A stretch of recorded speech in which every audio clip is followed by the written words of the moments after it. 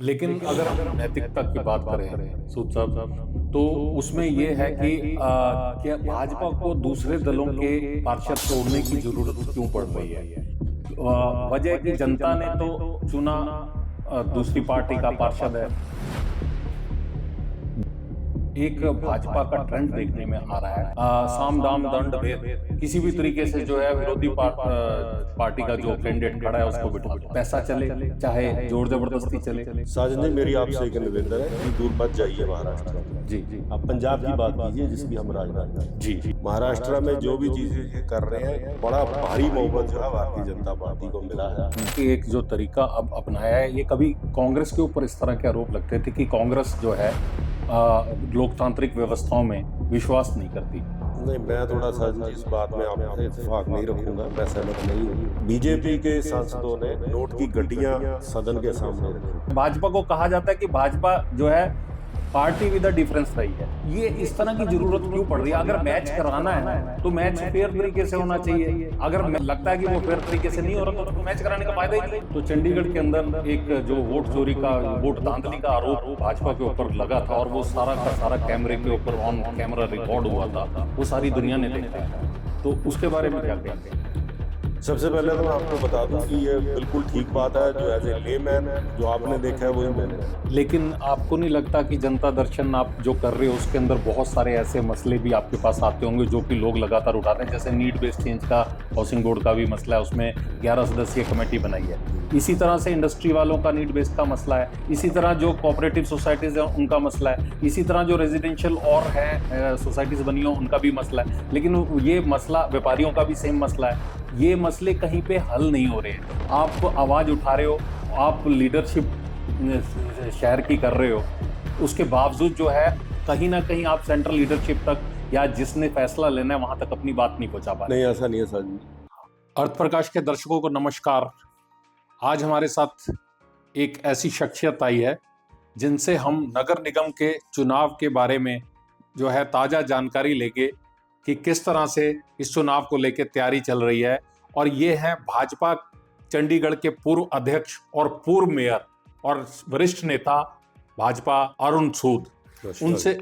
उनसे जानेंगे कि किस तरह से जो है उनकी तैयारियां जो है, नगर निगम के चुनाव 29 तारीख को होने जा रहे हैं और मेयर का चुनाव है, सीनियर डिप्टी मेयर और डिप्टी मेयर का चुनाव है। किस तरह से तैयारी चल रही है आपकी? देखिए जी कि ये कॉरपोरेशन जो है 97 में फर्स्ट मेयर बना था जी।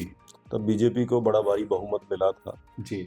और 97, 98, 99 और 2000 में जो है वो भारतीय जनता पार्टी के मेयर बने। 2001 में भारतीय जनता पार्टी के कोई आपस के अंतरकलह की वजह से कह लीजिए कांग्रेस के एक ही पार्षद थे वो मेयर बने। और जब 2001 में चुनाव हुए तो अगले 15 साल तक जो है वो कॉरपोरेशन में भारतीय जनता पार्टी को छोड़कर कांग्रेस के मेयर बनते रहे लगातार। और 2016 में मैं 15 साल बाद भारतीय जनता पार्टी का मेयर बना था जी। और 2016 में जब जनरल चुनाव हुए तो हमें जो है आप एक बड़ा भारी बहुमत 22 सीटें हमने लड़ी थी गठबंधन में अकाली दल से और उसमें से 21 सीटें भारतीय जनता पार्टी ने जीती, एक हमारे रेबल दलीप शर्मा जी जीते। 20 और 21 हम एक सीट हारे थे और अकाली दल 3 हारा था। तो एक भारी जनमत जो है हमें हमारे जो 5 साल का जो 1 साल का मेयर काल का कार्यवर्ष था उसके दौरान हमें लोगों ने समर्थन दिया। यानी कि भारतीय जनता पार्टी के मेयर ने विकास के कार्य 15 सालों बाद बहुत अच्छे ढंग से किए हैं, ये आम जनता ने माना। और हमें जैसे मैंने बताया कि 22 में से 20 सीटें बीजेपी जीती, एक बीजेपी के रेबल जीते, 21 सीटें हम 22 में से जीते और अगले 5 साल तक भारतीय जनता पार्टी के मेयर बने। 2021 में फिर से चुनाव हुए, आम आदमी पार्टी 16 पे, भारतीय जनता पार्टी 12 पे और कांग्रेस 18 पे आई। कांग्रेस ने चुनावों का बहिष्कार किया जी। और कांग्रेस की एक पार्षद दविंदर हरप्रीत बबला जी वो भारतीय जनता पार्टी में आए और 14 मत पड़े थे। आम आदमी पार्टी का एक वोट जो है इनवैलिड हुआ तो भारतीय जनता पार्टी का मेयर बना 22 में। 23 में फिर से इसी प्रोसेस को दोहराया गया। एक और कांग्रेस के पार्षद जो है गुरचरण काला जी वो बीजेपी में आए और हमने जो है वो चुनाव जो है वो फिर से जीता और कांग्रेस ने उसका बाइकआउट किया। उसके बाद एक बड़ा दुर्भाग्यपूर्ण काल रहा कि आम आदमी पार्टी का मेयर 11 महीने के लिए बना। वो 11 महीने का जो कार्यकाल था, उस कार्यकाल में जो है टोटल जो कारपोरेशन है वो बैंकरप्ट हो गई।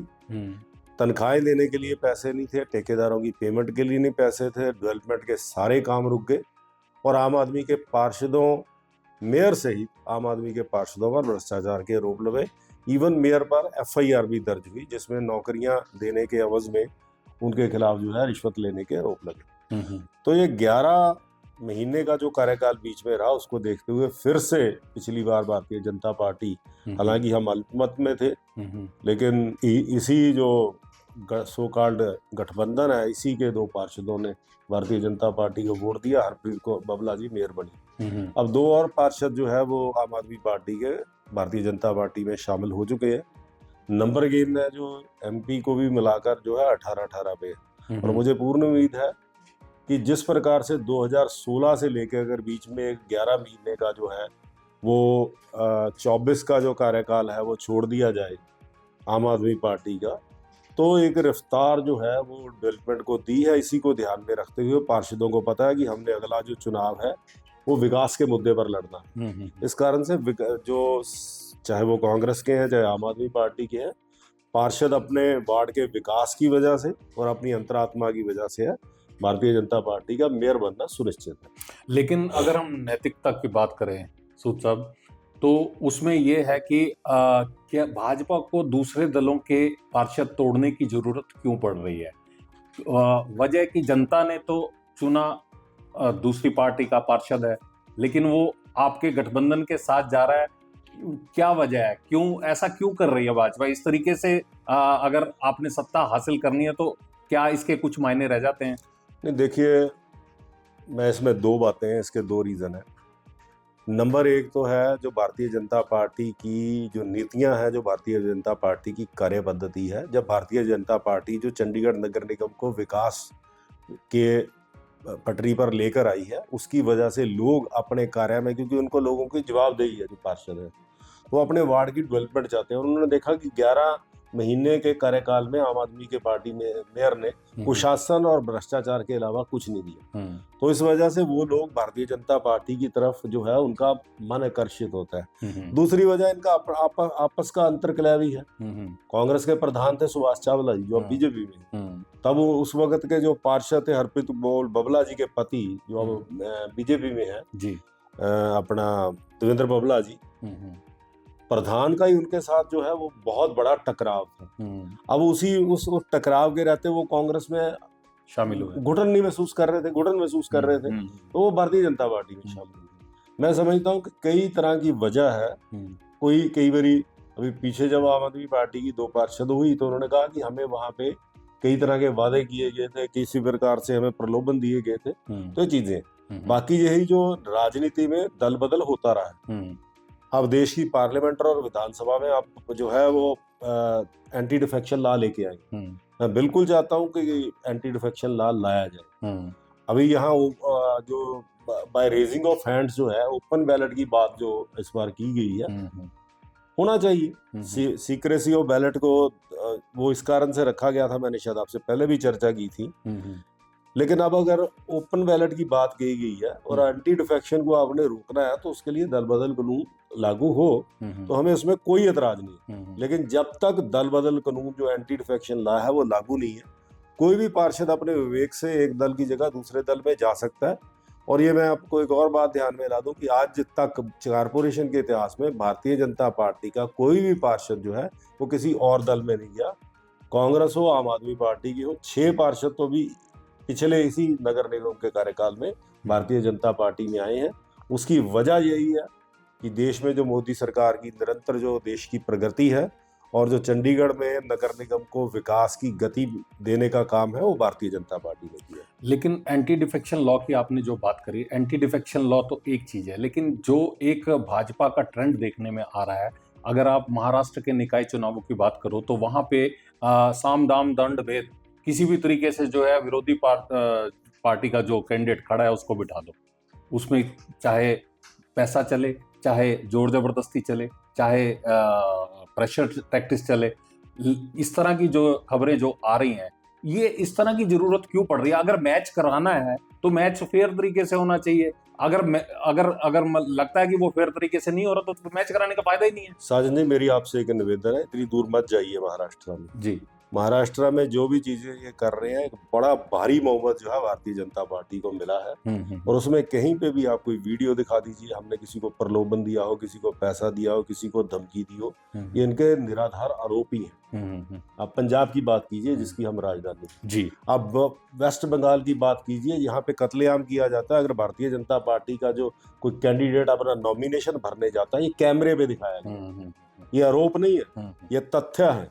कैमरे पे दिखाया जाता है किस प्रकार से उनकी जो है मॉब लिंचिंग की जाती है, किस प्रकार से भारतीय जनता पार्टी के कैंडिडेटों को मारा जाता है, उनके परिवार की महिलाओं के साथ दुर्व्यवहार होता है। तो ये जो हम पे आरोप लगाते हैं, ये हमेशा से यही करते आ रहे हैं। और ये पहले आरोप लगा रहे थे कि अपना कर्नाटका में ये जो कभी ये हम पे निराधार आरोप लगाते हैं कि हम किसी प्रकार का प्रलोभन या दबाव डालते हैं, कभी ये वोट चोरी की बात करते हैं, कभी ये बैलेट की बात करते हैं। कर्नाटका की सरकार कांग्रेस की थी, उन्होंने बैलेट से चुनाव कराए नगर निगम के निकाय के, हम वहां पे भी बहुमत में जीत के आ गए। इसका साफ मतलब है कि आज देश की जनता, चाहे वो कर्नाटका है, चाहे वो चंडीगढ़ है, चाहे वो महाराष्ट्र है, चाहे वो कहीं भी नॉर्थ ईस्ट है, चाहे साउथ है, आज भारतीय जनता पार्टी को देश के प्रधानमंत्री नरेंद्र मोदी जी के जो दूरदर्शिता, दूरगामी जो लीडरशिप है और भारतीय जनता पार्टी की जो नीतियां, उनके कारण से आज भारतीय जनता पार्टी को लोगों का भरपूर समर्थन मिल रहा है। जो भाजपा ने एक, अभी जैसे मैंने पूछा कि एक जो तरीका अब अपनाया है, ये कभी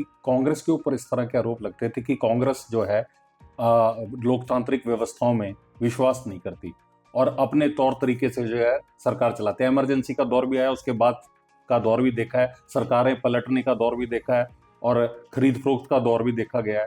तो कांग्रेस अगर गलत कर रही थी, जैसा कि भाजपा का आरोप लगाता है, भाजपा को कहा जाता है कि भाजपा जो है पार्टी विद अ डिफरेंस रही है, उसने इस तरह की कभी कोशिशें नहीं करी थी। लेकिन आज के समय में अगर देखें तो वो कोशिशें कहीं ना कहीं भाजपा की तरफ से भी हुई, कांग्रेस के जो लाइन के ऊपर चलने की प्रक्रिया है वो जारी है। नहीं, मैं थोड़ा सा जी इस बात में आपसे इत्तेफाक नहीं रखूंगा, मैं सहमत नहीं हूँ। नंबर एक तो हमारे पे जितने भी ये चीजें, चाहे वो प्रलोभन की हो, चाहे वो वोट चोरी की हो, चाहे वो ईवीएम की टेम्परिंग की हो, या कोई और भी किसी प्रकार के दबाव की हो, या कोई और किसी प्रकार का जो है चुनाव में कोई धांधली की बात हो, ये सिर्फ निराधार आरोप है।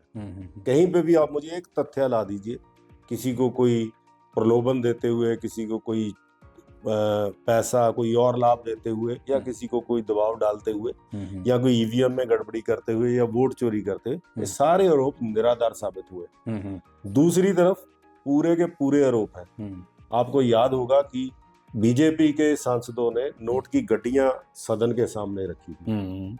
मैंने आपको बंगाल के इलेक्शन में किस प्रकार से मॉब लिंचिंग होती है, किस प्रकार से रेप होते हैं, उसके वीडियो आप मेरे से बेहतर आपने देखे होंगे। पंजाब में जो होता है आपने देखा होगा कि नॉमिनेशन तक नहीं भरने दिया जाता।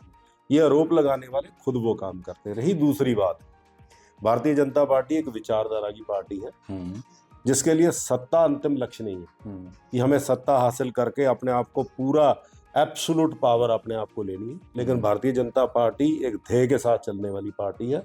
हमारा एक मंतव्य है कि हम एकात्म मानववाद की जो विचारधारा को लेके चलते हैं कि जिस प्रकार से देश की डेवलपमेंट होनी है, तो उसको हासिल करने के लिए, उसको अचीव करने के लिए सत्ता एक साधन मात्र है। तो उस साधन को हासिल करने के लिए अगर मान लीजिए हम 2014 में पूर्ण बहुमत में ना आए होते या 2019 में पूर्ण बहुमत में ना आए होते, तो क्या देश का राम मंदिर देखता? क्या देश 370 की अबॉलिशन देखता? क्या देश में जो है वो 3 तलाक अबॉलिश होता? तो इस प्रकार से आप जब सत्ता में हैं तो सत्ता में आप अपनी पॉलिसीज को, अपनी आइडियोलॉजी को लागू कर सकते हैं। लेकिन मैंने कहा कि आप बिल्कुल सख्त कानून बनाइए। आज चंडीगढ़ में अगर एंटी डिफेक्शन लॉ नहीं है तो कोई भी कांग्रेस का नाराज पार्षद बीजेपी में आना चाहता है तो इसमें हमारा दोष नहीं है।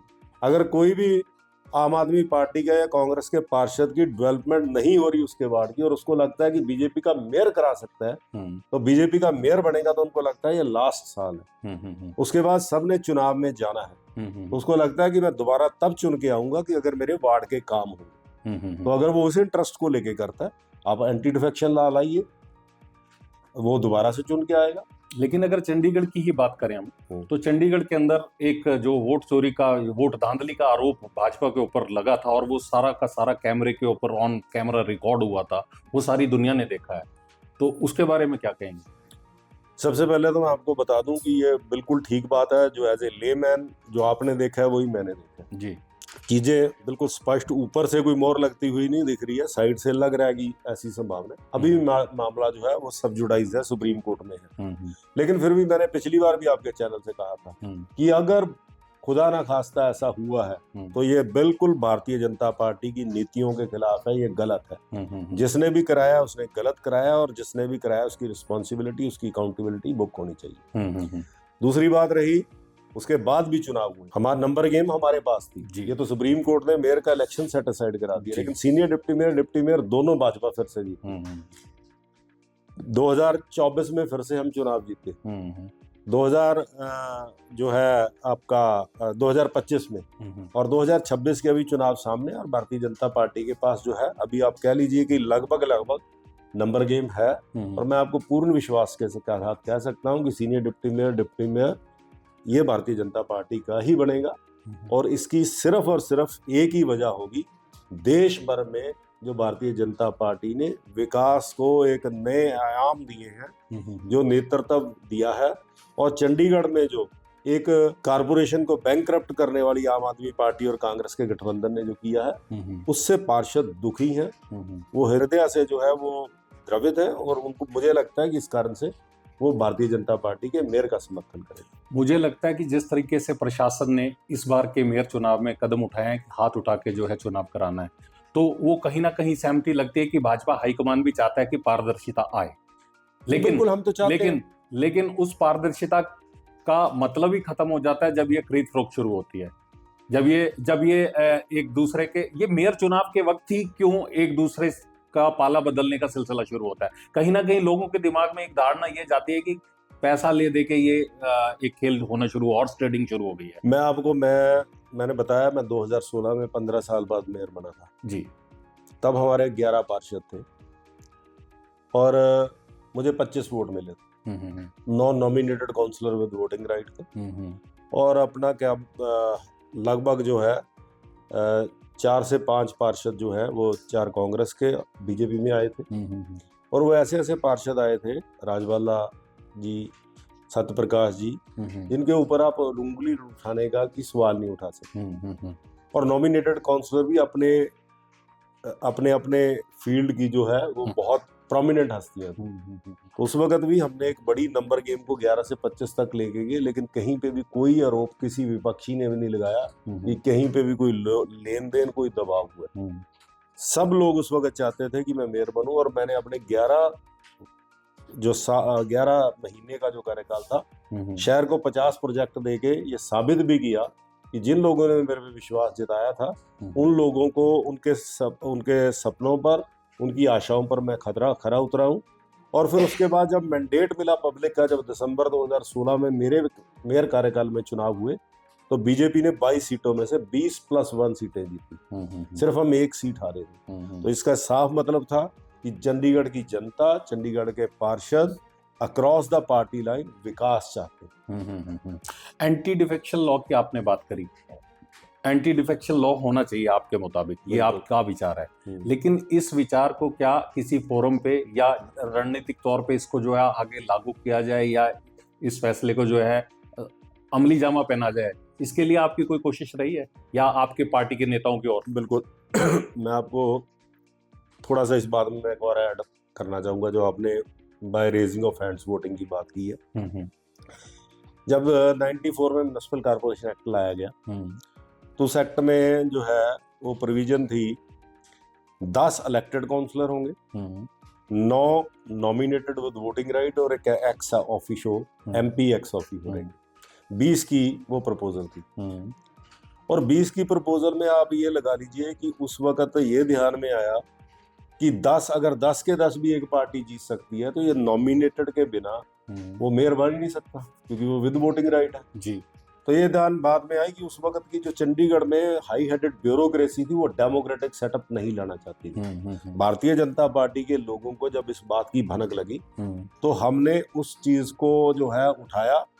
ज्ञानचंद गुप्ता जी जो विधानसभा के स्पीकर भी रहे, मेयर भी रहे चंडीगढ़ के, उन्होंने ये बात तब के प्रशासक के साथ उठाई और 10 से 20 इलेक्टेड सीटें हुई। जो पहला जब चुनाव हुआ 96 में जी, तो उस वक्त जब ये एक्ट अडॉप्ट हुआ था, ये जो नॉन नॉमिनेटेड को वोटिंग राइट दिया गया था, ये देश भर में पहली बार ऐसा एक्सपेरिमेंट हुआ था जी। पंजाब एक्ट में by raising of hands open ballot है, हमारे यहाँ इसको सीक्रेट बैलेट किया गया क्योंकि वो जो 9 लोग थे वो अपॉइंटेड बाय एडमिनिस्ट्रेटर चंडीगढ़ थे, गवर्नर पंजाब। वो किसी पार्टी को हाथ खड़ा करके वोट नहीं दे सकते थे कि मैं कांग्रेस के पक्ष में, तो इस कारण से सीक्रेट बैलेट आया। 2017 तक ये वोटिंग राइट था।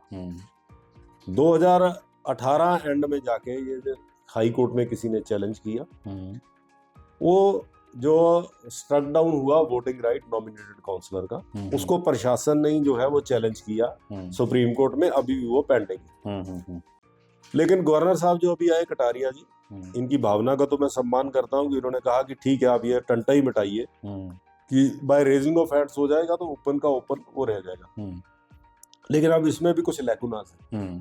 अभी हमने उसकी क्या एसओपी है, किस प्रकार से ये रेजिंग ऑफ हैंड्स वोट होगा। जैसे ओपन बैलेट है देश की भर की विधानसभाओं में या लोकसभा में, जब वो ओपन बैलेट होता है जी, तो वो डिजिटल बैलेट ही होता है। आप एक बटन दबाते हो अपनी सीट पर, आप वो बटन किसको वो करना चाहते हो, वोट डालना चाहते हो, आप वोट डालते हो। लेकिन आपकी वोट सीक्रेट नहीं रहती, वो स्क्रीन पे डिस्प्ले होती है कि ये अरुण सूद की 117 नंबर सीट जो है उसने बीजेपी को वोट डाला है, कांग्रेस को या किसको वोट डाला जी। तो ये उस तरीके से वो वोट एक रजिस्टर फिर भी होती है, चाहे वो बैलेट वोट नहीं होती, ओपन वोट होती है। और एंटी डिफेक्शन लॉ लागू है, अगर आप अपना क्या बोलते हैं पार्टी के अगेंस्ट से करते हो तो आपके खिलाफ जो है एंटी डिफेक्शन लॉ लागू करके पार्टी आपको जो है दरखास्त कर सकती है जी। अभी जब open of raising of hands है तो उसमें कई लैकुनास है। मैंने एक बार हाथ खड़ा कर दिया फिर मैंने डाउन कर लिया, तो आप किस में काउंट करेंगे? मैंने दोनों बार हाथ खड़ा कर दिया, आप किस में काउंट करेंगे? कोई और डिस्प्यूट बनेगा। मैं ऐसे हजारों एग्जांपल्स आपको बता सकता हूँ कि जिसमें आप किस प्रकार से डिसाइड करेंगे। ये अभी तक उसमें कोई उसका जो है एसओपी जारी नहीं, हाँ एसओपी नहीं जारी हुआ।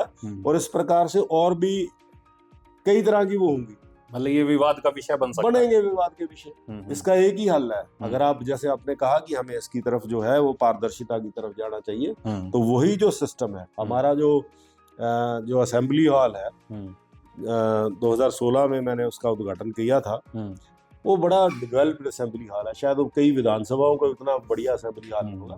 तो तब भी मैंने बात की थी, आपने कहा कि क्या प्रयास, तो तब भी हमने कहा था कि कल को अगर ओपन बैलेट होता है तो ये डिजिटल वोटिंग की प्रोविजन होनी चाहिए, वहां की जा सकती है, इस तरीके का सिस्टम है। तो बाय रेजिंग ऑफ हैंड से बहुत सारे विवाद खड़े होने की गंभीर संभावना है। और मैं समझता हूँ कि विवाद कम होने की बजाय मुझे लगता है कि कई बार बढ़ भी सकते हैं। ये मेरी शंका है, आगे हो सकता है कुछ भी ना हो, लेकिन सब लोग नॉर्मली हाथ खड़ा करें। ये आपने जो है अपने जो विचार है, अपना सुझाव है, ये सुझाव नहीं दिया क्या प्रशासन को? नहीं, ये भी अभी जब डेट डिक्लेयर हुई है, मैं अभी 2-4 दिन के लिए कहीं बाहर था, तो मेरे को ध्यान में आई चीजें कि किस प्रकार से होगा। तो जहां भी हमसे कहा जाएगा कि इस प्रकार से एसओपी के लिए कोई ये डूज एंड डोंट्स होने चाहिए, तो हम देंगे अपने सुझाव। लेकिन मुझे लगता है कि इसको अगर आप ये सिस्टम को भी लाना है तो उसको पूरी तरह से जो है वो सशक्त कीजिए। क्या आपको नहीं लगता कि एक निर्धारित समय अवधि, मान लीजिए आधा मिनट के लिए या 1 मिनट के लिए मेयर का चुनाव कर रहे हैं, तो आप अपना हैंड रेज करके रखिए और ये प्रक्रिया ठीक रहेगी? कुछ मतलब समय दिया जाए, उसमें आधा मिनट का समय दिया जाए कि आधा मिनट का आपने हाथ रखना है, खड़ा रखना है। कई बार क्या होता है कि मान लीजिए मैं यहाँ पे मैंने खुजली की और ऐसे अपनी बाजू को झटका, तो ये हाथ खड़ा होना माना जाएगा कि नहीं माना जाएगा? जी जी जी, जी। मैंने सबने हाथ खड़ा कर दिया, मैंने उसके 4 सेकंड बाद किया, या सबने ऊपर रखा है मैंने डाउन कर लिया, या मैंने दोनों बार हाथ खड़ा कर दिया, तो ये कहीं पे भी क्या नॉर्म्स है, क्या डूज एंड डोंट्स है, ये अभी तय नहीं। जी जी जी। और इस कारण से विवाद की एक संभावना है। तो मैं समझता हूँ कि अपोजिशन तो जो भी हारी हुई है, मैं इस कारण से ये बात कर रहा हूँ कि कोई विवाद ना हो, क्योंकि दीवार पे लिखा हुआ है कि अगला मेयर भारतीय जनता पार्टी का होने जा रहा है, senior deputy mayor Bharatiya Janata party का होगा। लेकिन इनका जो विवाद जिस प्रकार से ये कोई भी खड़ा कर सकते हैं, उस कारण से कोई विवाद ना हो। इस कारण से मेरा प्रशासन से आग्रह है कि इसको अच्छे ढंग से सशक्त किया जाए, इसके बारे में गंभीर रूप से विचार किया जाए। जो 29 को वोटिंग है उसको बड़े सही ढंग से उसका सब मायनों में उसकी जांच की जाए। कमजोर कड़ी आपको क्या लगता है कि आम आदमी पार्टी कमजोर कड़ी है या कांग्रेस कमजोर कड़ी है? आपको क्या लगता है? दो पहले टूट के आपके साथ जुड़ चुके हैं, अब आप एक उम्मीद जता रहे हैं कि 18-18 की बराबरी पे इस वक्त मैच चल रहा है, लेकिन कौन सी पार्टी से टूट सकता है? दोनों पार्टियों से पहले भी टूटे हैं, अभी भी टूटेंगे जी। 3 पार्षद जो हैं, चाहे वो हरप्रीत बबला जी हैं जो हमारी मेयर हैं अभी, चाहे वो गुरचरण दास काला जी हैं, चाहे वो गुरबख्श रावत जी हैं, ये कांग्रेस से आए बीजेपी, और सबके अपने कारण थे। इसी प्रकार से बिल्लू जी, सुमन जी और पूनम जी ये आए हैं, इनके अपने कारण। कुछ लोगों की घर वापसी हुई है। गुरचरण दास काला जी पहले भारतीय जनता पार्टी में रहे हैं, किसान मोर्चे के महामंत्री रहे। सुमन जी के पति अमित कुमार जी हमारे युवा मोर्चा के कार्यकर्ता थे। पूनम जी पहले भी भारतीय जनता पार्टी में 2024 में भी ज्वाइन किया था उन्होंने जी। कुछ पारिवारिक वजहों से, इनकी ब्लैकमेलिंग की वजह से उनको वापस जाना पड़ा था जी। तो ये सब लोग जो है किसी ना किसी वजह से भारतीय जनता पार्टी में आए, और आने वाले समय में मैंने आपको बताया कि 2 ही क्राइटेरिया है। अगर देश को कोई निरंतर विकास के पथ पे लेके जा रहा है, जिसके पास दूरदर्शिता है, नेतृत्व है, वो है नरेंद्र मोदी, और जिस पार्टी के पास नीतियां हैं वो भारतीय जनता पार्टी। तो एक देश के प्रपक्ष में और एक चंडीगढ़ के प्रपक्ष में आज तक 2016 से लेकर 2026 तक जो डेवलपमेंट के काम है वो भारतीय जनता पार्टी ने किए। 11 महीने का कुशासन, भ्रष्टाचार, ये आम आदमी पार्टी कांग्रेस गठबंधन ने दिया। और उससे पहले मैंने बताया, मेरे मेयर बनने से पहले 15 साल तक नगर निगम में कांग्रेस काबिज थी। बीच में एक हरजिंदर कौर जी का अपवाद छोड़ दें तो शहर को 29 MJD पानी जो 5-6 फेस का था, अगर वो कोई ला पाया तो वो 2016 में भारतीय जनता पार्टी का मेयर मैं लेके आया। शहर के जितने बड़े प्रोजेक्ट्स थे वो हम लेके आए। उसके लिए एक्स्ट्रा, जब भी फाइनेंशियल क्राइसिस भी हुआ, 29 MJD के लिए 300 करोड़ रुपए की ग्रांट में अरुण जेटली से अतिरिक्त लेके आया। अभी भी 125 करोड़ रुपया एक हरप्रीत कौर बबला जी लेके आई, और भी पैसा जो है 25 करोड़ और गवर्नर साहब ने दिया। उस प्रकार जब भी एडिशनल ग्रांट से एडिशनल पे कोई ग्रांट मिली है वो भारतीय जनता पार्टी के मेयर ही लाए हैं। चाहे वो आशा जायसवाल थी जो गाँव के विकास के लिए, चंडीगढ़ के जो गाँव के विकास है उनके लिए पैसा लेके आए। उस कारण से पार्षदों का एक विश्वास है कि अगर हमारे वार्ड में डेवलपमेंट के काम होने हैं, अगर चंडीगढ़ का विकास होना है, तो भारतीय जनता पार्टी की नीतियां और भारतीय जनता पार्टी के मेयर के नेतृत्व में हो सकते हैं। इस कारण से चंडीगढ़ में भारतीय जनता पार्टी का मेयर बनना तय है। ये बात आपकी बिल्कुल सही है कि क्योंकि शासन जो है भाजपा के पास है, केंद्र में भी भाजपा की सरकार है, और यहाँ पे गवर्नर भी वहीं से प्रशासक जो आगे आवंटन करते हैं विकास कार्यों के लिए राशि। लेकिन अगर आप इतने विश्वस्त हो अपने कामों से, तो आपको लोगों ने जो है नगर निगम के चुनाव में ही 12 सीटें क्यों दी? 12 सीटें ही क्यों दी? आपको पूरा फुल फ्लैश जिता के क्यों नहीं? मैं बिल्कुल आपको बता देता हूँ। आप देखिए 2016 में मैंने बताया कि जब मैं मेयर था और हमने चुनाव लड़ा तो हमने 22 सीटें लड़ी थी 26 में जी। 20 + 1, 20 बीजेपी, 1 रेबल, 21 सीटें हम जीते। तो जनता का भारी जन समर्थन था जी। 2021 में जब चुनाव हुए हमें 12 मिली, आम आदमी पार्टी को 14 मिली। अब वही जनता है, चाहे वो पंजाब की जनता है, चाहे वो चंडीगढ़ की जनता है, मैं दावे के साथ कह सकता हूँ आम आदमी के पार्षद जो 14 जीते थे और उनमें से 3 बीजेपी में आ गए, जो बाकी 11 उनमें से एक भी पार्षद जो है उसके वार्ड में कहीं पे भी उनके लोग जो उनकी सहमत उनके साथ वो खुश नहीं जी। और वजह रही यही कारण से इन्होंने झूठे वादे किए। इन्होंने कहा 20,000 लीटर हम पानी फ्री देंगे, 300 जो है यूनिट बिजली फ्री देंगे, हम ये कर देंगे, वो कर देंगे। इनको पता था कि जो म्युनिसिपल कॉर्पोरेशन ऑफ चंडीगढ़ है लेजिस्लेटिव बॉडी नहीं है, या कोई कानून नहीं बना सकती, और जो सेक्रेटरी लोकल गवर्नमेंट है वो ही सुप्रीम है। आप 20,000 लीटर पर रेजोल्यूशन पास करेंगे तो सेक्रेटरी लोकल गवर्नमेंट उसको रिजेक्ट करेगा, ये पता ही है आपको। बिल्कुल ठीक बात है। आपको पता है कि इलेक्ट्रिसिटी डिपार्टमेंट जो है वो कारपोरेशन के अंडर नहीं आता है जी। तो ये झूठे वादे प्रलोभन देकर लोगों को इन्होंने गुमराह किया और लोगों को ये लगा कि शायद हमें, गरीब जनता, आप देखेंगे तो आम आदमी पार्टी के ज्यादातर पार्षद जो है वो कॉलोनियों से या गांव से जीत के आए, उन लोगों को इन्होंने बहकावे में रखा कि हम ये देंगे, और आज ये कह रहे हैं क्योंकि सेंटर में बीजेपी की सरकार है और ये है फलाने हैं, इस कारण से हम दे नहीं पा रहे। भाई साहब, जब आप अपने एमपी का चुनाव लड़ा या आपने नगर निगम के चुनाव लड़े थे, तब आपने ये तो नहीं कहा था सेंटर में तो सरकार तो बीजेपी की ही रहनी थी, एमपी भी बीजेपी का अगर जीत जाता तो आपने सिर्फ ये कहा था कि हम जीतेंगे, तो जीते। 14 नंबर सबसे बड़ी पार्टी आई थी और कांग्रेस पार्टी जो है वो 2 साल तक बायकॉट करती रही इलेक्शन का। आज इनको गठबंधन याद आ गया। मुझे ये बताएं 2022 और 2023 में कांग्रेस पार्टी ने क्यों जो है वो मैदान छोड़ के भाग गए थे। 2023 में ये गठबंधन करने, 24 में ये गठबंधन करने आ गए। आज ये कह रहे हैं 24 में किया, 25 में किया, 25 में भी इसके गठबंधन में फिर सेंध लग गई। और उसमें क्या होता है कि भारतीय जनता पार्टी का मेयर जीत जाता है और सीनियर डिप्टी मेयर कांग्रेस का जीत जाता है। अब मुझे नहीं लगता कांग्रेस को आम आदमी ने ठगा के आम आदमी को कांग्रेस ने ठगा। और अब आगे भी जो है, ये मैं आज ही पढ़ रहा था अखबार में कि जो कांग्रेस ने कहा है कि हमारा गठबंधन नहीं है लेकिन हम बीजेपी को बाहर रखने के लिए किसी को भी समर्थन दे सकते हैं। तो मुझे लगता है कि यह कहीं ना कहीं जो बीजेपी विरोध है, जो बीजेपी विरोध की जगह जो चंडीगढ़ विरोध बनता जा रहा है, इनको लगता है बीजेपी को बाहर रखना और चंडीगढ़ की जनता और पार्षदों को लगता है कि बीजेपी का मेयर होना चाहिए। उस वजह से कहीं ना कहीं इनको मार पड़ रही है। तो ये बीजेपी विरोध नहीं, चंडीगढ़ के विकास का विरोध है। सूद साहब, एक मेयर के कार्यकाल को लेकर लगातार जो है ये विवाद भी जारी है कि मेयर का कार्यकाल 5 साल होना चाहिए, और प्रशासक ने भी अभी जो मीटिंग में नगर निगम के गए थे तो उन्होंने भी 2.5 साल के मेयर का कार्यकाल होने की पैरवी करी है। तो आपको क्या लगता है कि पंजाब की तर्ज पे ये 5 साल बढ़ाया जाना चाहिए? कुछ दिक्कतें इसके अंदर आती हैं या कि ये इसी तरह की व्यवस्था चलनी चाहिए? मैं आपको साजन जी, इससे पहले थोड़ा सा आपको कॉन्स्टिट्यूशन में देखना होगा जी। देश भर में 3-4 तरह की व्यवस्थाएं हैं मेयर की। कुछ जगह मेयर 1 साल का है, कुछ जगह मेयर 5 साल का है, और एक शिमला एक अपवाद है जहाँ पे मेयर 2.5 साल का एक्सपेरिमेंट हुआ था, वो बंद हो गया। जी। अभी क्या है, ये देश का दुर्भाग्य है। मैं 10 साल तक काउंसलर रहा हूँ, मेयर रहा हूँ।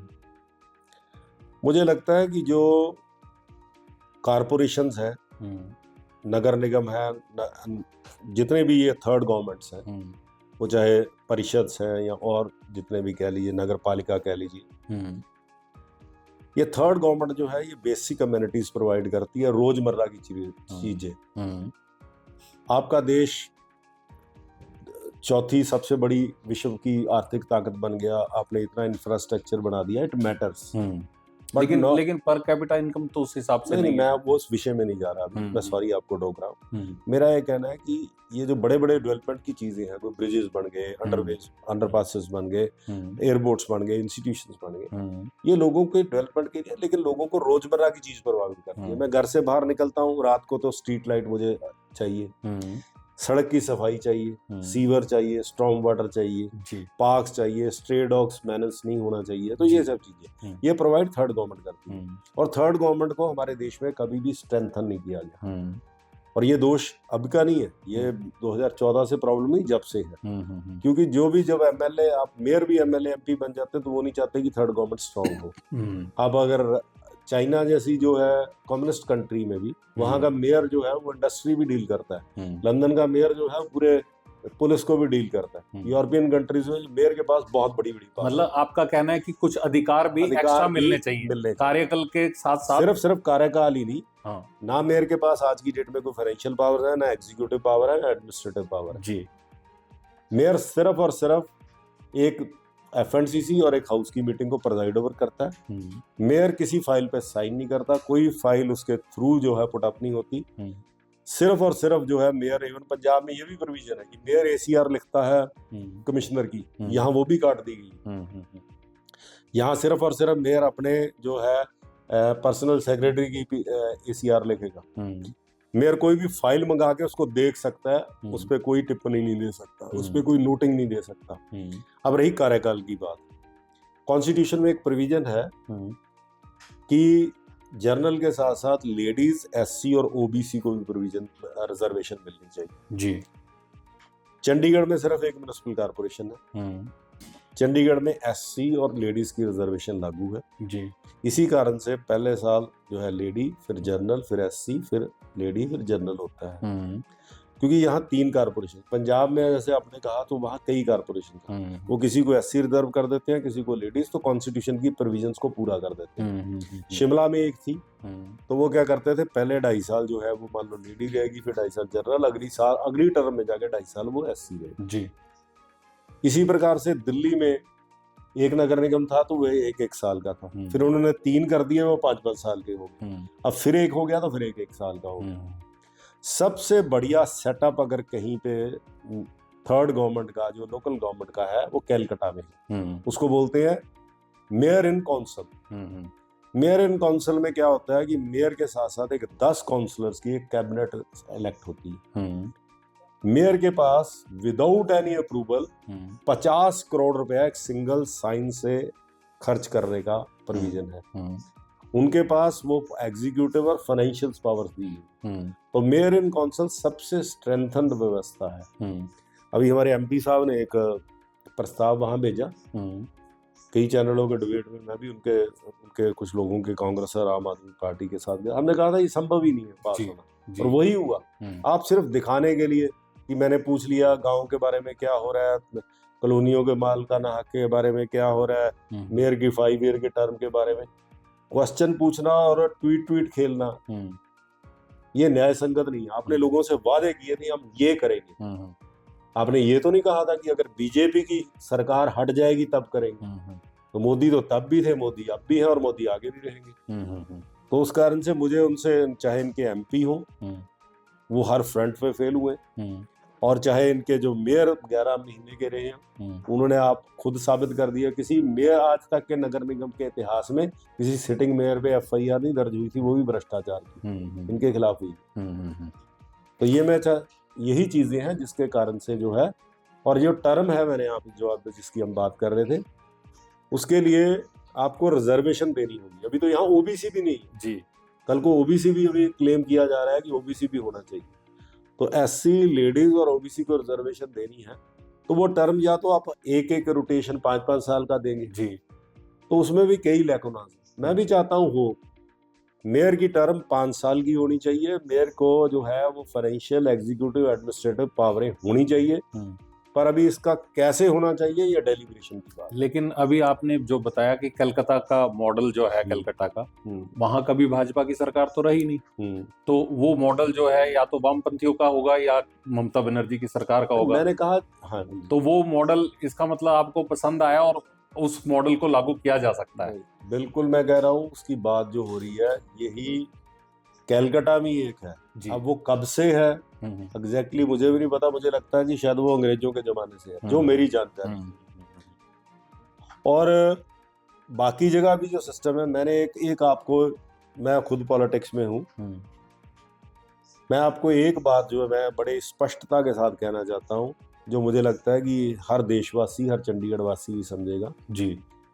जब मैं काउंसलर और मेयर होता हूं तो तब मैं स्ट्रेंथन करने की बात करता हूं कारपोरेशन को, थर्ड गवर्नमेंट को। लेकिन जैसे ही MLA MP बनते हैं तो वो उनको लगता है कि ये, अब मैं आपको एक उदाहरण देता हूँ, लखनऊ में मेयर एक है, MP 3 है लखनऊ, तो जो मेयर है वो 3 MPओं के बराबर के पावरफुल। तो कौन वहां पे वो चाहेगा कि वो मेयर इतना सशक्त हो जाए, इतना पावरफुल हो जाए। तो इसी वजह से लोकल गवर्नमेंट को जो सबसे जरूरी रोजमर्रा की बेसिक अमेनिटीज प्रोवाइड करती है, उनको स्ट्रेंथन नहीं होने दिया जी। और मैंने दूसरी तरफ एग्जांपल दी जो यूरोप की, अमेरिका की और इवन चाइना की, वहां मेयर की पावर है, आपको पता है, मेयर मतलब वो मालिक वहां का। यहाँ मेयर का मतलब आप कह लीजिए कि अपवाद छोड़ दें तो अदरवाइज तो एक रबड़ स्टैंप की तरह ही लिया गया है। आप अपना जनता दरबार, जनता दर्शन जो चला रहे हैं, बड़ा पॉपुलर हो रहा है, लेकिन उसके साथ साथ एक आरोप ये भी लग रहा है आपके ऊपर कि जो फैक्शनलिज्म या जो एक आपस में टसलबाजी भाजपा के आप नेताओं में, वरिष्ठ नेताओं में थी, उस टसलबाजी में कहीं ना कहीं आपने भी अपना जो है पैर बीच में फंसा लिया है। तो आपको नहीं लगता क्या ये किसी आप चुनाव की तैयारी की तरफ जा रहे हो, या कि सिर्फ एक जनता की सेवा की भावना से कर रहे हो, या पार्टी को मजबूत करने के इरादे से कर रहे हो? इसके पीछे मंतव्य क्या है, मेन मकसद क्या है? देखिए, मैं चंडीगढ़ पॉलिटिक्स में 2006 से हूँ। मैं जी। पार्टी का सचिव रहा प्रदेश का, जी। पार्टी का प्रदेश का महामंत्री रहा, जी। 2 बार काउंसलर रहा, मेयर रहा, पार्टी का जनरल सेक्रेटरी रहा, पार्टी का अध्यक्ष रहा। मैं जब पहली बार काउंसलर चुन के आया था, मैं तब भी लोगों के बीच में जाता था, पार्क में जाके बैठता था, कॉलोनी में जाके लोगों के घरों के बाहर कार के बोनट पर मोमबत्ती जलाकर उनके डॉक्यूमेंट साइन करने, अटेस्ट करने जाता था। मेरे घर पे लोग मिलने आते थे। जी। 2016 में मैं मेयर बना तो मेरे यहाँ पे पर्ची नहीं देनी पड़ती थी। आप सीधे दरवाजा, जैसे ये खुला है वैसे दरवाजा खुला होता था। मेरे पीएन को, मेरे सेक्रेटरी को, किसी को कोई अपॉइंटमेंट नहीं। जो व्यक्ति सुबह 10 बजे से लेके रात के 10 बजे तक, मैं लेट तक बैठता था जी। कोई भी आएगा, अगर वो चाय के टाइम पे आया, चाय, लस्सी, ठंडा, खाना, जो जिस वक्त आएगा उसकी बात सुनी जाएगी, उसको वो सब चीज़ें, उसको मान सत्कार सेवा की जाएगी। मैंने मेयर रहते भी किया जी। और फिर मैं पार्टी का अध्यक्ष बना, तब भी यही जनता दर्शन का कार्यक्रम मैं पार्टी ऑफिस में चलाता था। हजारों की तादाद में लोग, बड़े बड़े डेलीगेशन आते थे। जब मैं अध्यक्ष पद से मुक्त हुआ तो मेरे घर में थोड़ी दिक्कत है, मैं 10 मरले के घर में रहता हूँ।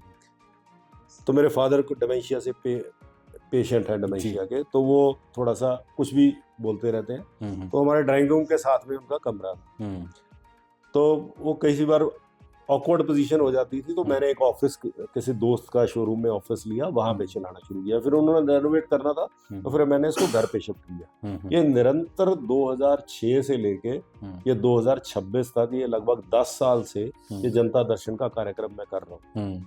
और मैं जब पार्टी के यहाँ चंडीगढ़ के एक प्रदेश सचिव के नाते आया था, तब से लेके अब तक मैं जनता के बीच में रहता हूँ। तो इस कारण से सबसे पहले तो इसके पीछे मंतव्य अगर कोई एक है तो वो है कि जनता के, आम जनता के, जिनके लिए आप पॉलिटिक्स में आए हो, उनके अगर आप किसी काम को संवार सको तो मेन मोटिव ये है। और उस मोटिव के माध्यम से अगर आप उसका कुछ अच्छा करते हैं, उसके लिए कुछ हेल्प करते हैं, उसके लिए कुछ सहायता करते हैं, तो उस नाते से भारतीय जनता पार्टी के प्रति उसके मन में एक आदर हो, एक स्नेह हो, ये उसका दूसरा मंतव्य। किसी प्रकार से किसी को कोई भी नहीं रोक सकता। अब मैं किसी को रोकता तो नहीं हूँ कि भाई साहब आप किसी के काम मत कीजिए। जी। मैंने तो किसी को नहीं कहा कि आप इस बंदे के घर ना जाइए, इस ऑफिस में ना जाइए, यहाँ ना जाइए। लोग अगर मेरे घर पे आते हैं, मैं उनको चाय पिलाता हूँ, उनका मान सत्कार करता हूँ, उनकी बात सुनता हूँ, तो मुझे लगता है कि ये पार्टी के हित की बात है। जो वहाँ लोग, और ज्यादातर लोग 90% लोग हैं जो बीजेपी बैकग्राउंड के नहीं आते, वो आम कॉलोनियों के, गांव के, शहर के लोग आते हैं और उनके लोग काम होते हैं। मैं तुरंत उसी वक्त फोन करता हूँ, अगर नहीं काम हो सकता तो उनको उसी वक्त बताता हूँ। तो इस वजह से बीजेपी का आधार बढ़ रहा है। उनको शायद कईयों को ये भी नहीं पता होता कि ये अरुण सूद है, उनको ये पता होता है कि बीजेपी का नेता है। लेकिन आपको नहीं लगता कि जनता दर्शन आप जो कर रहे हो उसके अंदर बहुत सारे ऐसे मसले भी आपके पास आते होंगे जो कि लोग लगातार उठाते हैं? जैसे नीड बेस्ड चेंज का, हाउसिंग बोर्ड का भी मसला है, उसमें 11 सदस्यीय कमेटी बनाई है। इसी तरह से इंडस्ट्री वालों का नीड बेस्ड का मसला है, इसी तरह जो कोऑपरेटिव सोसाइटीज है उनका मसला है, इसी तरह जो रेजिडेंशियल और है सोसाइटीज बनी हो उनका भी मसला है। लेकिन ये मसला व्यापारियों का भी सेम मसला है। ये मसले कहीं पे हल नहीं हो रहे हैं। आप आवाज उठा रहे हो, आप लीडरशिप शहर की कर रहे हो, उसके बावजूद जो है कहीं ना कहीं आप सेंट्रल लीडरशिप तक या जिसने फैसला लेना है वहां तक अपनी बात नहीं पहुंचा पा रहे। नहीं, ऐसा नहीं है सर जी। मैं आपको 2 तरह के मुद्दे, अब जब मैं बैठता हूँ लोगों के बीच में, आम जनता आती है जी, कुछ इंडिविजुअल काम होते हैं, किसी की एडमिशन का काम है, किसी की नौकरी का काम है, किसी की ट्रांसफर का काम है जी, किसी के कोई सर्टिफिकेट का विषय है, ऐसे छोटे छोटे इंडिविजुअल विषय वो बड़ी आसानी से सॉल्व हो जाते हैं। मेरे ख्याल में सब अधिकारियों का, चंडीगढ़ के लोगों का, चंडीगढ़ के जितने भी प्रशासन के अधिकारी हैं, सबका तहे दिल से धन्यवाद करता हूँ कि जब भी कोई जेन्युइन काम मैं उनके समक्ष रखता हूँ तो उसको बड़ी सरलता के साथ जो है वो बड़ी तीव्रता के साथ उसका समाधान देते हैं। और दूसरी चीज रही कुछ शहर के जो है वो सामाजिक मुद्दे, सामूहिक मुद्दे होते हैं, जैसे जो आपने गिनाए हैं, चाहे वो गांव के लाल डोरे की समस्या हो या समय समय पर भारतीय जनता पार्टी के जो भी अध्यक्ष रहे या जो भी एमपी रहे या जो भी और बड़ी टॉप लीडरशिप रही वो उठाते रहे। 2023 में जब मैं अध्यक्ष था तो बनवारी लाल पुरोहित जी के समक्ष हमने कुछ मुद्दे रखे थे और 3 मुद्दों पे उन्होंने मूव करना शुरू किया। उन्होंने कहा था कि एमपी मालिकाना हक एक सर्वे कराया गया था 2023 में, अगस्त 2023 में सर्वे शुरू हुआ था कि हम सर्वे करके ये जानेंगे कि कितने बिक चुके, क्या स्टेटस है। और अभी एक रिपोर्ट आई थी जिसको कांग्रेस ने बड़ा गुमराह करने की कोशिश की कि हम जो है देखो जी ये तो मालिकाना हक छिन जाएंगे, लोगों को निकाल दिया जाएगा। उसमें ये आया था रिपोर्ट में कि हमने सर्वे कर लिया, कुछ लोग तो हैं जिन्होंने खरीदा, ये मकान ना खरीदे जा सकते थे ना बेचे जा सकते थे। अब जो परचेज जिन्होंने किया हुआ, जो परचेजर हैं वो बेचारे कहीं पे भी नहीं खड़े होते थे। और जो लीगल हियर्स है, क्योंकि वो तब सारे मकान लाइसेंस पे इशू हुए थे, लाइसेंसी थे, उन्होंने कहा कि हमने तुम्हारे बाप दादा को या तुमसे पहले जो ओरिजिनल ऑनर था उनको लाइसेंस ही दिया था, तुम उसको लाइसेंस को ट्रांसफर नहीं कर सकते थे।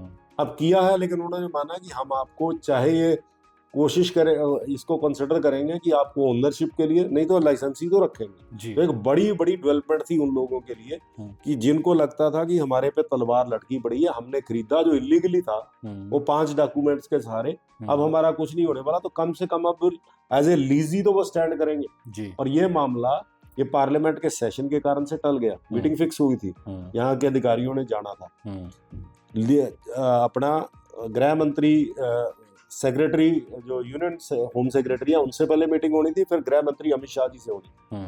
अब वो मीटिंग पार्लियामेंट के सेशन के खत्म हो गया, उसके बाद कभी भी फिक्स हो सकती है, शायद आने वाले कुछ दिनों में। इसमें ये मुद्दा ये ओनरशिप राइट का था या लीज राइट्स का था। फिर आपके जो 11 मेंबरी कमेटी बनी है, ये भी ये अधिकारियों के साथ बात करके आई है। अब इसमें जितनी भी तो जो 2023 की नीड बेस्ड पॉलिसी थी जो स्क्रैप कर दी गई थी, उसके ऊपर भी दोबारा से मंथन हो रहे हैं। तो ये जितनी भी चीजें, चाहे वो इंडस्ट्रियल एरिया की बातें हों, चाहे वो किसी और चीज की बातें हो, एम्प्लॉइज की बातें हो, ये सब विषय हम टाइम टू टाइम उठाते रहे और ये कभी ना कभी सिरे उठेंगे। और मैं आज ये आपको एक बात बता दूं, Bharatiya Janata party concrete level पे, चाहे वो प्रशासक हो, चाहे कोई अन्य अधिकारी हो, चाहे वो गृह मंत्रालय हो, उनके साथ हमारे सब नेता इस चीज को उठाते रहे। पार्लियामेंट में क्वेश्चन पूछकर, मैं समझता हूँ आपने पार्लियामेंट में क्वेश्चन पूछा कि मेट्रो के विषय में गवर्नमेंट मिनिस्ट्री क्या करने जा रही है। अरे भैया, नीचे अभी सॉइल टेस्टिंग हो रही है, इसकी फिजिबिलिटी, फाइनेंशियल वायबिलिटी चेक हो रही है, तो वहां पार्लियामेंट में तो मंत्रालय तभी जवाब देगा जब उनके पास वो पहुंचेगा मामला। तो आप लोगों को गुमराह कर रहे हैं कि जो है ये कहीं नहीं है। आप कह रहे हो मालिकाना हक, अभी यूनियन होम सेक्रेटरी से डिस्कशन नहीं हुई, तो वहां कब प्रपोजल जाएगा तभी बात है ना। तो ये चीजें कि ये नहीं हो रही, और आपने वे बिल्कुल कहा था कि हम जीतेंगे तो ये करें।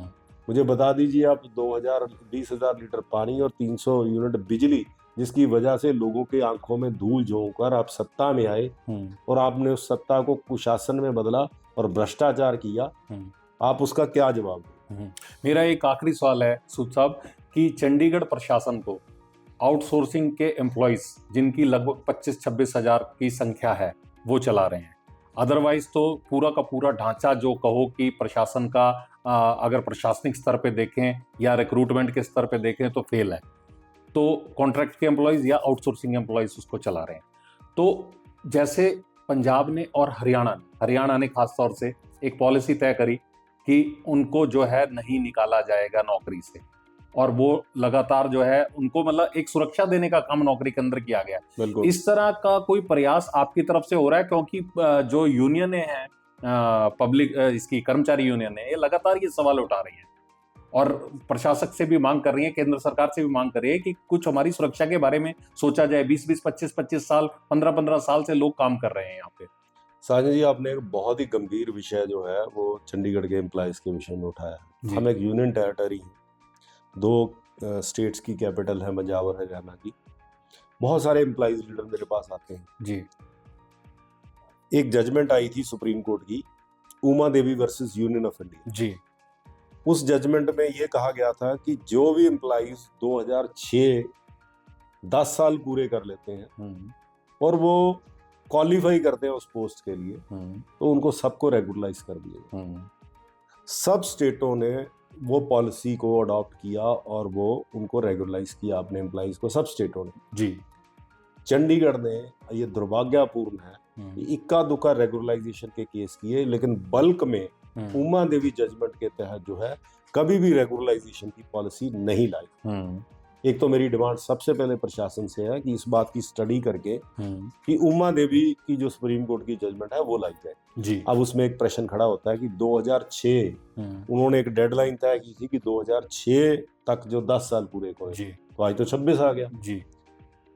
जब स्टेट ऑफ झारखंड बना वो उससे अटल बिहारी जी वाजपेयी की गवर्नमेंट में, तो उनके भी इस प्रकार से वो एक 2009 की शायद जजमेंट है वो exactly, union of state of Jharkhand versus union of India, उसमें उन्होंने कहा कि हम नई स्टेट है, 2006 की जो आपने डेडलाइन की है तो हम पे ये एप्लीकेबल नहीं होती, हम अपने एम्प्लॉइज को रेगुलर करना चाहते हैं। तो सुप्रीम कोर्ट ने ये कहा उस जजमेंट में कि आप जब भी एक डेडलाइन फिक्स करेंगे तो उससे 10 साल पूरे होने चाहिए, और जो कंडीशनें उन्होंने लगाई वो पूरी करता हूँ। अब मेरी आपसे सिर्फ एक निवेदन है प्रशासन के अधिकारियों से और प्रशासक महोदया से, जितने भी चंडीगढ़ के एम्प्लॉइज, एक सुप्रीम कोर्ट की और जजमेंट है कि आप ये जो टेम्पररी या आउटसोर्स या ठेकेदारी प्रथा के जो एम्प्लॉइज हैं उन पोस्टों पर आप ये अडॉक सिस्टम अडॉप्ट कर सकते हैं जिनका जॉब ऑफ नेचर परमानेंट नहीं। ठीक हो गया जी, सुप्रीम कोर्ट की जजमेंट है जी। अभी आप अगर देखें तो जितने भी चाहे म्युनिसिपल कॉर्पोरेशन के एम्प्लॉइज हैं जो 15, 20, 25 साल से काम कर रहे हैं और डिपार्टमेंटों के, प्रशासन के, ये सब लोग सैंक्शन पोस्टों के अगेंस्ट काम कर रहे हैं जी। अगर आपके पास पोस्ट सैंक्शन है, that means that work is of permanent nature. अगर आप सैंक्शन पोस्ट पे आप सैलरी विड्रॉ कर रहे हैं तो वो पोस्ट फाइनेंस डिपार्टमेंट ने सैंक्शन किया कि ये आदमी रिक्वायर्ड है। दूसरी तरफ 232 ट्यूबल ऑपरेटर निकाल दिए जाते हैं जी, 90 जो है फायरमैन निकाल दिए जाते हैं, 100 के लगभग क्लरिकल स्टाफ जेईस को वो छुट्टी दी जाती है, स्क्रूटनी की जा रही है। तो मेरा ऐसा कहना है कि जॉब सिक्योरिटी होनी चाहिए। जो पंजाब हरियाणा की जॉब, उन्होंने कहा कि ठीक है हम आपको रेगुलराइज नहीं करते, लेकिन आप जो रिटायरमेंट तक की एज है 60 साल है, तब तक हम आपको छेड़ेंगे नहीं, आपको रेगुलर भी नहीं करेंगे, लेकिन आपको उसी सैलरी पे इंक्रीमेंट पे बरकरार रहेंगे, तो आप बरकरार हो जी जी। तो मेरी तो सबसे पहले ये डिमांड है कि उमा देवी जजमेंट के तहत रेगुलराइजेशन होनी चाहिए, क्योंकि ये सैंक्शन पोस्टों पे काम कर रहे हैं। दूसरा कि अगर मान लीजिए आप उसमें कोई दिक्कत है, कोई लैकुनाज है, कोई हर्डल्स हैं, तो आप ये जो पंजाब हरियाणा की पॉलिसी, सिक्योर जॉब की पॉलिसी अडॉप्ट कीजिए और तुरंत ये कीजिए, और इस बारे में जो है शायद विचार हो भी रहा है, हमने भी बात उठाई है। और मुझे जो गवर्नर साहब हैं, अपने एडमिनिस्ट्रेटर चंडीगढ़ है, वो खुद एजुकेशन मिनिस्टर भी रहे हैं, उनका बड़ा भारी एक्सपीरियंस है जी, वो जनता से जुड़े हुए व्यक्ति रहे, और मुझे लगता है कि जल्दी वो इस विषय का समाधान देंगे और एम्प्लॉइज को वो एक राहत है जो वो मिलनी चाहिए, वो मेरी मांग है कि मिले। तो ये थे हमारे साथ भाजपा के वरिष्ठ नेता अरुण सूद, जिनका कहना है कि मेयर का कार्यकाल ही बढ़ाने की जरूरत नहीं है, बल्कि उसके साथ मेयर की शक्तियां भी बढ़ाने की जरूरत है, उनकी पावर्स भी जो है उसमें जो है इंक्रीज किया जाना चाहिए, ताकि वो विभिन्न तरीके से जो है फैसले कर सकें और चंडीगढ़ जो है एक विकास की दिशा में जो है आगे बढ़ सके।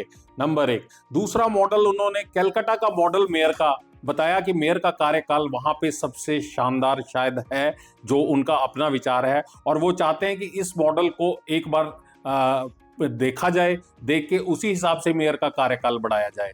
तीसरा उन्होंने जो बात करी एम्प्लॉइज के बारे में कि एम्प्लॉइज का जो है हरियाणा और पंजाब की तर्ज पे आउटसोर्सिंग और कॉन्ट्रैक्ट के एम्प्लॉइज है, उन एम्प्लॉइज का जो है एक सुरक्षा उनको दी जानी चाहिए कि 60 साल तक आपको जो है नौकरी से नहीं निकालेंगे। वैसे उमा देवी की जजमेंट के बारे में भी उन्होंने बात करी कि जहां पे अगर वो 10 साल की नौकरी वाले एम्प्लॉइज पक्का हो सकते हैं तो उनको पक्का किया जाए। साजन शर्मा, कैमरामैन अजीत कौशल के साथ अर्थ प्रकाश के लिए चंडीगढ़ से।